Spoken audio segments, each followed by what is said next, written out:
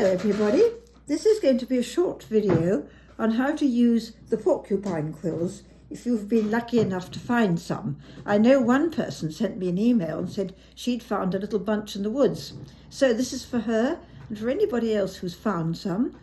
Good luck. Now I'd like to start off by telling you the different things you're going to need, and then we will show you the different tools, and then we will show you a quick idea of how to use them. This isn't really to teach you, this is just to give you ideas, and if you would like to learn more, there's quite a lot on YouTube and on the internet. This is just to encourage you to start and have a little try. The first thing we're going to need is birch bark, because all the porcupine quill baskets and porcupine quill are done on birch bark. Now you need to go out and find a little piece of birch bark, and you need a very thin piece for the lining and a heavier piece for the actual part you're going to put the quills on. Now we're going to show you how to make a thicker piece thinner, and it's very easy because the bark grows in layers rather like paper, and as you take it and you find the layers, you can very carefully divide them, and quite often one piece of birch bark will make several lovely pieces of bark that you can use. Now Melissa's just showing you how to do that. And now we've got a very thinner piece and a thicker piece.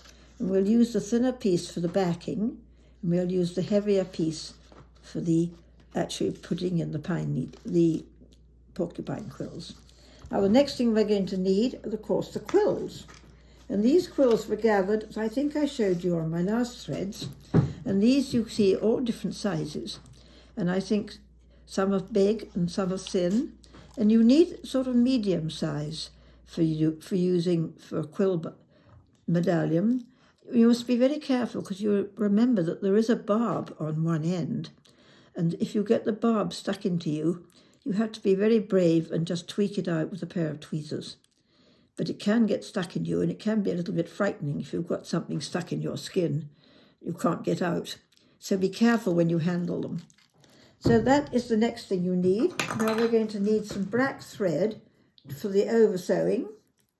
If you remember, there was some over sewing on the medallion. And then we're going to need a little bit of sweetgrass to go around the edge. And I'm sure everybody will have a little bit of a problem to find sweetgrass. So perhaps you could just go out and find some ordinary grass and dry it. And we won't have the lovely smell, but you will have the grass that you can stitch around the edge to frame your work. Now the other things we're going to need, of course, are some tools. And the first tool we're going to need is to make the little holes to poke the porcupine quills through. Now a T-pin is very useful because it's easy to push a T-pin, and these are used in dressmaking world, and it's quite easy if you can just push with a pin to make the holes.